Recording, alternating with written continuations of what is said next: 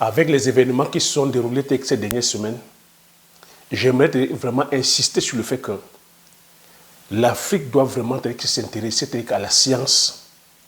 L'Afrique doit s'intéresser à la technologie, afin de pouvoir développer plusieurs pans. Nous ne pouvons plus continuer à pouvoir penser que ce n'est pas les slogans, que ce n'est pas les discours révolutionnaires. Bien que ces discours-là soient intéressants, mais il faudrait aussi appuyer derrière ces discours-là la recherche scientifique, la recherche technologique. Ce n'était pas par la lamentation, comme j'ai coutume à dire. Ce n'est pas par l'invective qu'on va se développer. Ce n'est non plus pas les prières, les incantations, les jeûnes de 52 jours en pensant que les miracles vont se réaliser. Non, ce n'est pas la science, pas la technologie qu'on pourra faire pas mal de choses. Ce n'est pas par l'invective, ce n'est pas par le fait qu'on dise que c'est la faute de X ou Y. Je continue à répéter, nous sommes dans un monde de rapport de force.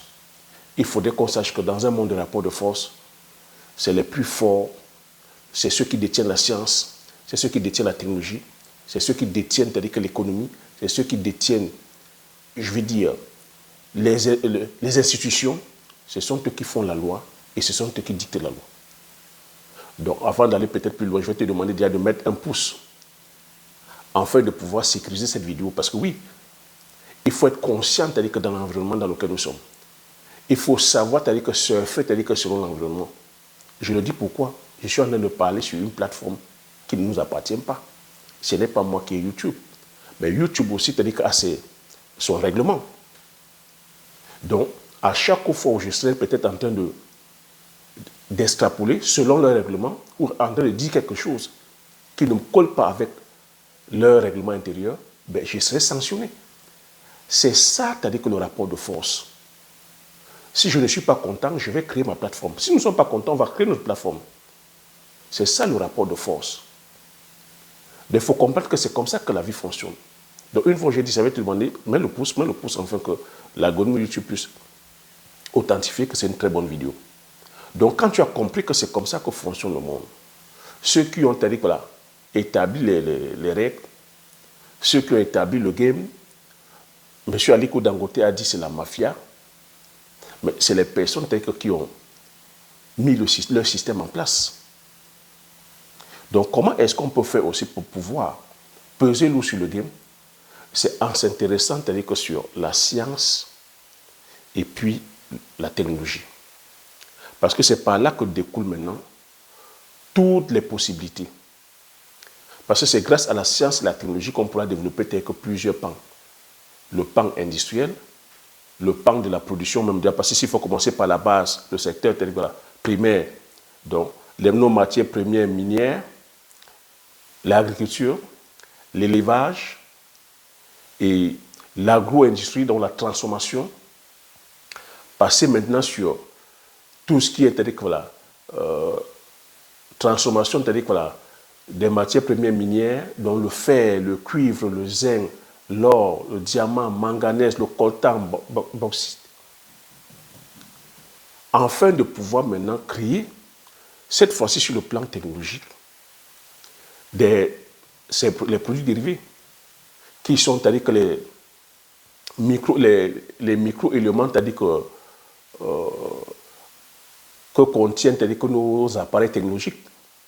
Le téléphone portable, par exemple, a besoin de quoi? A besoin des résistances, a besoin des thyristors, a besoin des transistors, a besoin de plusieurs composants, a besoin d'un circuit imprimé. Pour aller construire la maison, on a besoin de quoi? On a besoin du ciment, on a besoin du fer, on a besoin de l'aluminium, on a besoin de la plomberie. Avec la plomberie, on fait quoi? Le cuivre, il y a du cuivre dans la plomberie, il y a du plastique dans la plomberie, il y a... Tu vois, c'est énorme. Tout ça, c'est la technologie et la science qui permet ça. Côté électrique, on a besoin des interrupteurs, tel que c'est le plastique, on a besoin, tu vois, lorsque tu vois pour les infrastructures, on a besoin de quoi? On a besoin pour faire la route, on a besoin du goudron, donc dérivé du pétrole. Donc tu vois que M. Aliko Dangote s'est retrouvé buté face à ce qu'il appelait une mafia Des personnes qui ont établi déjà leur système et qui voient d'un mauvais œil que M. Aliko Dangote puisse venir marcher tel que sur leur gâteau. Donc nous avons donc la matière première qui est dans le sous-sol et qui est sur le sol. Donc c'est à nous aujourd'hui de pouvoir chercher la connaissance qui puisse que nous amener à pouvoir transformer tout ça. C'est pour ça que je valorise et je vulgarise ici nos produits du terroir. C'est pour ça que je demande qu'on se doit aussi de créer des richesses endogènes. Parce que la meilleure façon de pouvoir se développer, c'est de créer des richesses endogènes, donc des richesses locales. Et pour le faire, il va falloir qu'on passe par la science qui va nous permettre d'avoir la connaissance, de pouvoir justement maintenant transformer tout ça. Donc permets-moi de me présenter. Pour toi qui me découvres pour la première fois, je m'appelle Cyril Toukou. Sur cette chaîne, je parle d'agriculture, je parle d'élevage, je parle d'entrepreneuriat, je parle d'investissement. Le but de la chaîne est ici enfin de valoriser et de vulgariser nos produits du terroir africain. Donc si j'ai créé la chaîne, c'est en fait de partager mes astuces et techniques, de partager mon mindset, afin de t'aider dans tes réalisations et dans tes futures réalisations. Donc le but est ici enfin de venir te faire comprendre que la richesse, c'est-à-dire quoi? Si l'Afrique veut se développer, ça ne sera pas les Africains.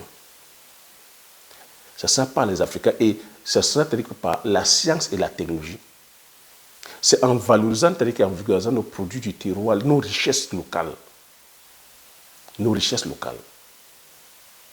Donc, cette thématique qui te parle, n'hésite pas à t'abonner en appuyant sur le petit bouton rouge, en validant la cloche afin de ne pas manquer plusieurs vidéos que je diffuse sur la chaîne afin de t'aider. Je vais t'inviter aussi à regarder sous la barre de description de cette vidéo-là. Tu as le lien de bienvenue où je partage avec toi 10 idées de meilleure culture ultra rentables à lancer en Afrique qui te laissent dans la prospérité à vie. Et si tu veux aller plus loin, je me ferai plaisir de t'accompagner. Donc, je suis en train de dire ici que ce n'est pas avec les slogans. Ce n'est pas avec les slogans qu'on va développer de l'Afrique. Ce sera avec la science. C'est avec la connaissance, la compétence. Vous voyez que nous sommes tellement distraits. Le monde, je continue à répéter, c'est un monde de rapport de force. Regardez ce que M. Aliko Dangote a eu là il y a quelques semaines. Et ce qu'il est en train de traverser. Le feuilleton n'est pas encore fini. Regardez ce qui s'est passé là récemment au Mali. Les forces ukrainiennes sont venues attaquer les forces maliennes sur leur sol. Sous prétexte qu'ils viennent attaquer, que les Russes. Où est-ce qu'on peut voir ça? Si ce n'est que uniquement en Afrique. Et pourquoi ça peut se produire? Parce que que dans leur tête, dans leur système, ils savent que nous sommes un continent faible. J'ai coutume à dire. Nous sommes riches sur le plan du sous-sol, sur le plan des matières premières, mais nous n'avons pas la technologie, nous n'avons pas la science. Comment qu'un pays peut venir transgresser les lois internationales? Je vous dis encore, qui c'est qui dicte ces lois-là? Qui c'est qui impose ces lois? Pour venir attaquer pour venir sur le sol, le territoire d'un autre pays souverain. Attaquer soi-disant, c'est-à-dire que son ennemi. Où est-ce que ça peut se produire si ce n'est pas uniquement en Afrique? Est-ce que ça peut se produire en Occident? Qu'un pays, c'est-à-dire que sous prétexte que son ennemi est en train de combattre avec un autre pays, ce pays se déporte pour venir attaquer son ennemi sur le territoire d'un autre pays. Où est-ce que tu peux voir ça? Où est-ce qu'on peut voir ça? Si ce n'est pas uniquement sur nous, ça démontre encore l'état de notre faiblesse. Ça démontre comment nos institutions sont faibles, comment on ne pèse pas. Ça démontre comment, sur le plan militaire, sur le plan technologique, parce qu'il faut comprendre que on se doit, que nos États se doivent être souverains sur le plan de la recherche scientifique, technologique. Avoir, c'est-à-dire que justement, des équipements de défense high-tech. Mais quand tu dépends, c'est-à-dire que des autres, comment tu peux faire? Quand tes frontières sont poreuses, quand tu n'as pas un satellite, quand tu n'as pas des caméras, c'est-à-dire que pour pouvoir détecter, quand tu n'as pas, c'est-à-dire que des drones, parce que tout ça c'est la technologie aujourd'hui, à l'aide des drones, ils peuvent, c'est-à-dire que couvrir des surfaces immenses, à l'aide de satellites. Les pays tels que dits développés savent comment couvrir, ils couvrent les images, ils peuvent détecter les ennemis. à l'aide des avions supersoniques. Ils peuvent envoyer des avions de chasse à l'été pour chasser l'ennemi. Ils ont des équipements high-tech. Ils ont des fusils high-tech. Ce sont eux qui produisent les munitions. Ils ne seront jamais à court de munitions. Et ces propres munitions qui sont fabriquées par la matière première qui vient chez nous. Par la matière première qui vient chez nous. Ça, je parle de l'armée. Si on veut aussi passer maintenant sur le domaine qui sont l'agriculture, je parle ici à chaque fois que dans le domaine agricole, si on développe la science et la technologie, on pourra développer nos semences locales. Si c'est sur le plan du rendement, on pourra permettre à ce que le rendement soit au rendez-vous. On pourra permettre à ce qu'on travaille avec la biodiversité, sans agresser la biodiversité. Donc la biodiversité ici, c'est tous ces insectes, les papillons, les abeilles, qui nous permettent de produire abondamment. On pourra ne pas transgresser notre environnement. On pourra travailler avec des sols vivants. Tu vois, rien que sur le plan de la semence, tu vois que c'est une économie énorme. Mais aujourd'hui, on a des compagnies sémencières occidentales qui détiennent 95% des semences grâce à la technologie, à la science. Parce qu'ils ont dépensé des centaines de milliards, pour ne même pas dire des milliers de milliards de dollars, ils se sentent l'obligation de protéger leurs produits. Parce que sur le plan de la recherche et du développement, ils ont investi énormément d'argent. Ils se doivent aussi aujourd'hui de protéger. Et comment est-ce qu'ils font pour protéger ça? Pour protéger ça, ils se doivent aujourd'hui de venir faire du lobbying, de venir affaiblir les États en finançant la recherche au sein des États, parce que certains États ici en Occident, ce qui mettent que sur la recherche est faible. Ne parlons même pas chez nous en Afrique. Chez nous en Afrique, il n'y a pas de budget pour la recherche scientifique. Il n'y a pas de budget pour la recherche technologique. Donc ils vont venir comme ça, à coup d'argent, par des organismes, des ONG, distribuer les sacs de riz, distribuer les sacs de soja. C'est comme ça qu'on a madou, c'est-à-dire que nos différents États, des fois ils vont venir par les biais des associations apporter de l'aide. Mais quand ils apportent de l'aide, c'est moyennant beaucoup d'échanges en retour. Ils viendront dire qu'il faut venir produire, il faut produire le maïs, il faut produire le soja. Ils viendront comme ça changer notre mode de production. Derrière, c'est les mêmes personnes qui ont aussi les industries de mécanisation. C'est aussi des industries lourdes. Tout ça, pour venir changer notre mode de production, on va aller acheter la mécanisation lourde. C'est les mêmes qui ont les compagnies de la chimie. Chimie, ici, je parle d'engrais, insecticides, pesticides, nématicides, raticides. Tout ça, c'est de la recherche. Tout ça, ça découle de quoi? Du pétrole. Donc, si on maîtrisait la science et la technologie, on serait en train d'aller extraire notre pétrole, tel que M. Aliko Dangote est en train de vouloir faire avec sa raffinerie. Raffiner ce pétrole-là. Donc, le pétrole, aujourd'hui, nous donne plusieurs dérivés. Le pétrole, on aura la licence, on aura le gasoil, on aura on peut avoir le goudron, on peut avoir des engrais. À travers le pétrole, il y a du plastique, il y a énormément de dérivés. Et tout ça, c'est les industries. Et tout cela a besoin de la science et de la technologie.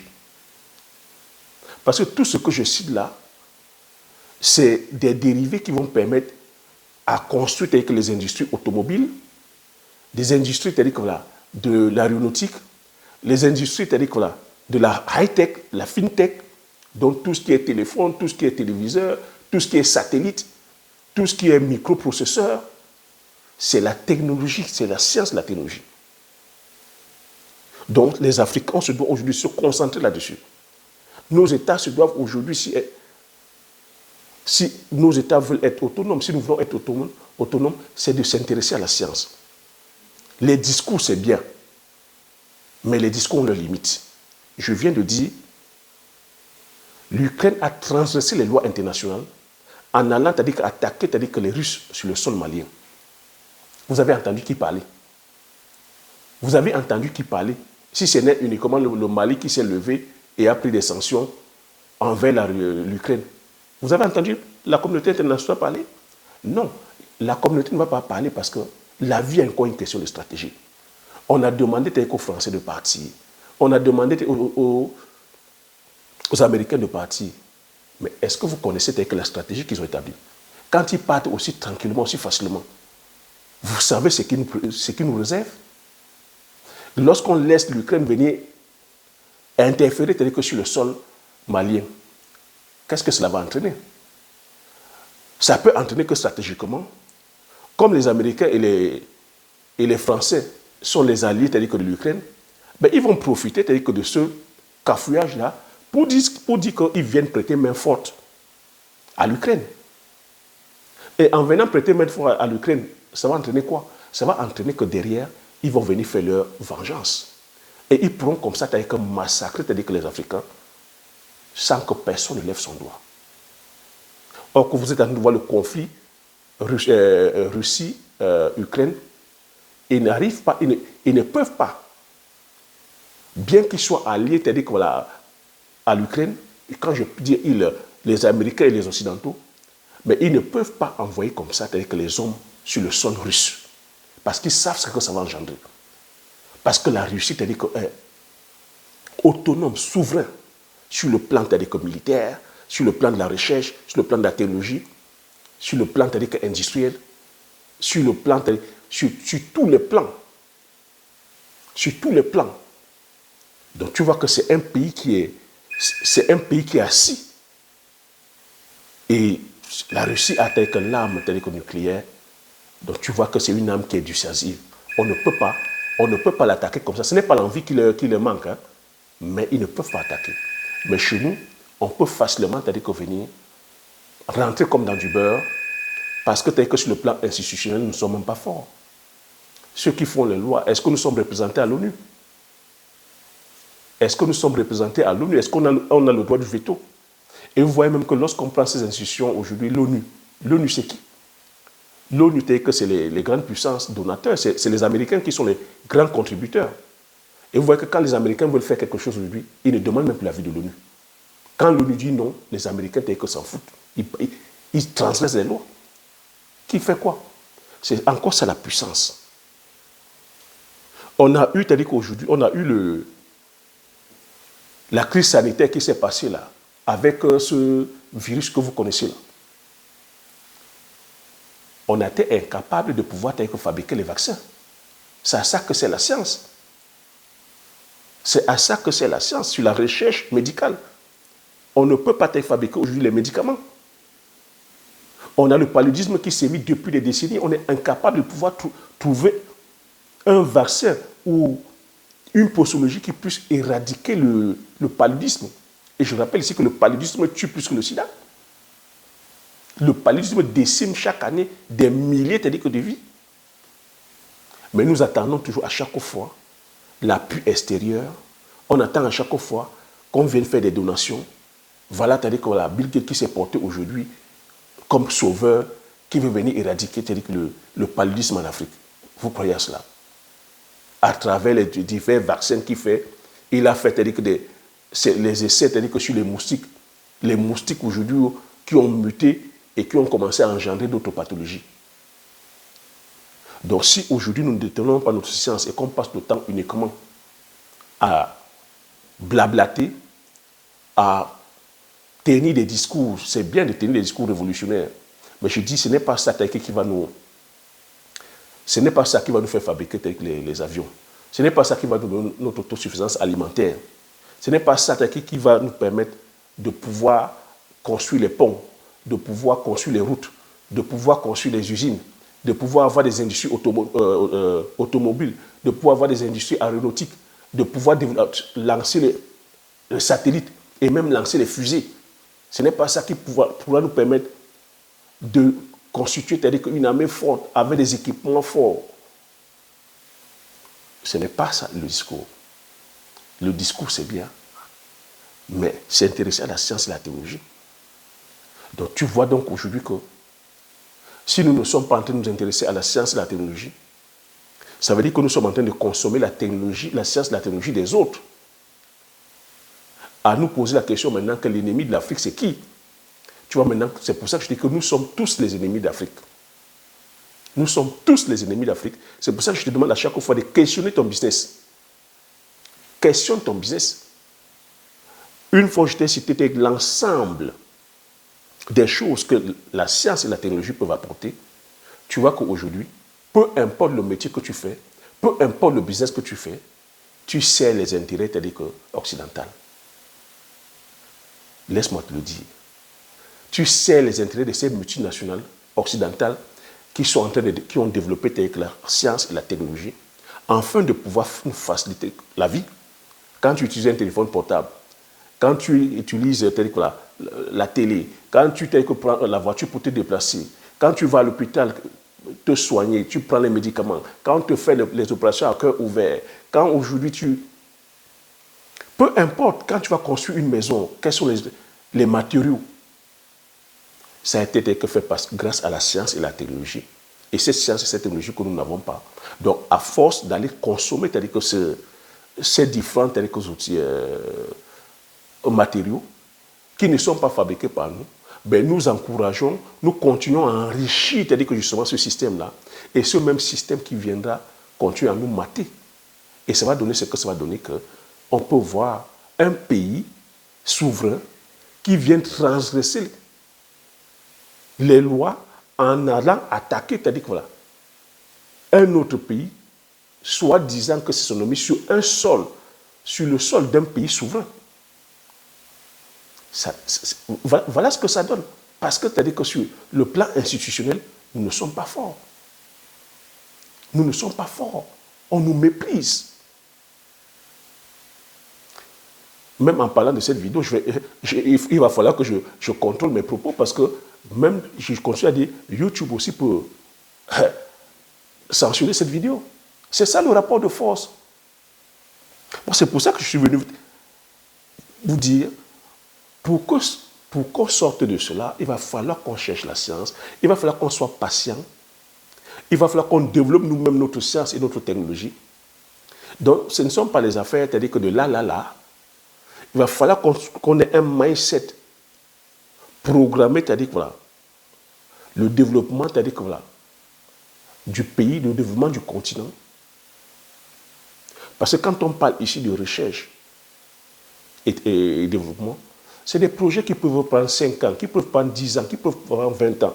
Quand on parle ici de la semence, quand on parle sur le côté, quand je dis semence ici, semence sur le végétal, même sur le plan animal, sur le plan technologique, c'est des choses qui prennent du temps. Mais le problème avec nous, c'est que nous sommes les adeptes comme nous sommes les adeptes de la facilité, on veut le là. Je suis venu vous faire comprendre ici qu'on se doit de changer ce mindset. C'est pour ça que chez nous, les agripreneurs visionnaires, on parle ici de venir produire des écoles locales, de créer de la richesse endogène. Et si vous avez entendu à chaque fois, on se dit en allant produire les poulets de chair. C'est bien, le poulet de chair. Mais qu'est-ce qui peut expliquer que une poule qui, dans son cycle normal, c'est des fois 6 mois. 6 mois, c'est des fois 6 mois, comme les poules locales. C'est 6 mois, 3 mois, 6 mois pour qu'on ait une bonne poule. Qu'est-ce qui peut expliquer que à côté, on ait une poule où en 45 jours, tu peux déjà consommer? Il faut comprendre que avoir une poule en 45 jours, c'est la science et la technologie qui a fait les effets. Donc ça veut dire qu'ils sont en réalité réfléchis sur le plan biologique. Quand on dit biologique, ici, c'est la biologie et physiologique, et même génétique. C'est la science. Donc, tu penses qu'ils peuvent détenir une science et une technologie pareille et divulguer ça? Non. Parce qu'ils ont dépensé des milliards pour pouvoir avoir une technologie qui puisse produire une poule en 45 jours. Donc, comme ils détiennent cette technologie-là, ceux qui vont vouloir s'intéresser à cette technologie sont obligés de venir acheter cette technologie. Mais on ne va jamais nous donner la formulation. Vous voyez qu'on se retrouve aujourd'hui condamné esclaves à travailler pour ces multinationales. On s'est obligé d'aller acheter les poussins, les œufs fécondés, parce qu'eux, ils ont les parentaux qui font les œufs, parce que ce sont eux qui ont la technologie, ils savent comment ils ont fait pour pouvoir avoir ces parentaux-là. Et nous vendent les œufs fécondés. Nous, on vient d'être féconder ces œufs-là afin de vendre à la population. Ce sont eux qui ont les vaccins. Ce sont eux qui ont la formulation des différents vaccins. Ce sont eux qui ont fait la composition des aliments. Et ces aliments sont constitués à base des produits qu'eux ils produisent. Et sur la technologie, c'est le soja, c'est le blé, c'est le blond, c'est le maïs qu'eux ils produisent en masse, c'est les sels minéraux, afin de pouvoir favoriser la production locale. Mais nous, n'ayant pas poussé la science, n'ayant pas poussé la technologie, n'ayant même pas poussé notre raisonnement, on se met à copier bec et ongle. Ben oui, si tu veux avoir le rendement, tu vas copier bec et ongle. Mais à qui est-ce que ça profite tout ça? Ben ça profite à tous ceux qui ont mis le système. Et si tu veux avoir un système, si tu veux donc produire de façon massive, comme tel qu'eux ils fonctionnent en Chine, avoir des bâtiments de plus de 10 000, de plus de 100 000 sujets, la construction d'un bâtiment, tel que ça a un coût. Tu peux dépenser même 1 million d'euros pour pouvoir construire le bâtiment, selon les normes, parce que c'est ventilé, c'est aéré, c'est bourré de technologie. Je parle encore ici de technologie. Les bâtiments des fermes modernes, je ne parle pas de ce que nous faisons au pays. C'est bourré de technologie. Et tout ça fonctionne grâce à l'énergie, grâce au pétrole, grâce au gaz, grâce à l'électricité. Et lorsque tu vas constituer donc que la poule mange le maïs, la poule mange le blé, la poule mange le soja, tu vois donc comment, tu vois le coût, tu vois la charge que ça fait. Donc si toi tu ne détiens donc pas l'ensemble des chaînes de valeur, tu vois que tu te retrouves en train de travailler pour les autres. C'est ce que je n'arrête pas au travers de la communauté agripreneur visionnaire de soulever. Donc c'est pour ça que j'ai apporté une alternative en disant qu'au lieu d'aller toujours travailler pour eux, on se doit aussi de produire de façon locale, d'aller faire les poules locales, par exemple. La poule locale, tu commences petit. Tu peux commencer avec 50 sujets, ou toi-même tu mets que 3 coques qui vont accomplir tes poules. Si tu n'as pas les moyens pour acheter une couveuse, tu laisses que ça se développe tranquillement. Ou si tu as les moyens d'acheter une couveuse, parce que c'est ça aussi, on se doit d'encourager la recherche locale. On a que des techniciens capables de fabriquer des couveuses, de façon artisanale, fabriquer des couveuses. Donc tu prends la couveuse, tu mets.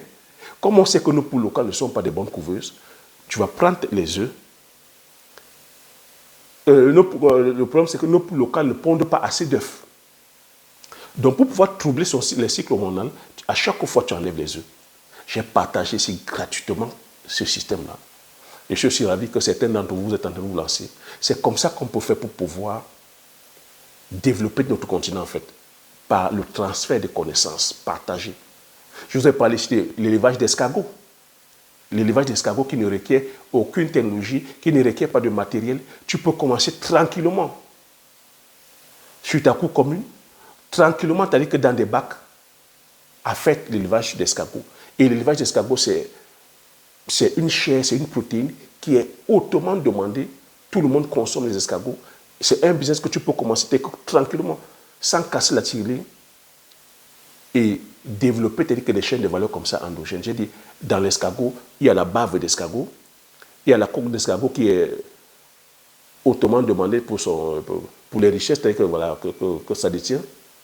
La coque d'escargot, la coquille d'escargot aussi peut être comme un objet d'ornement. Donc l'escargot, c'est énorme. J'ai parlé ici des vers blancs. Les vers blancs qui sont les forces, je vous ai partagé ça.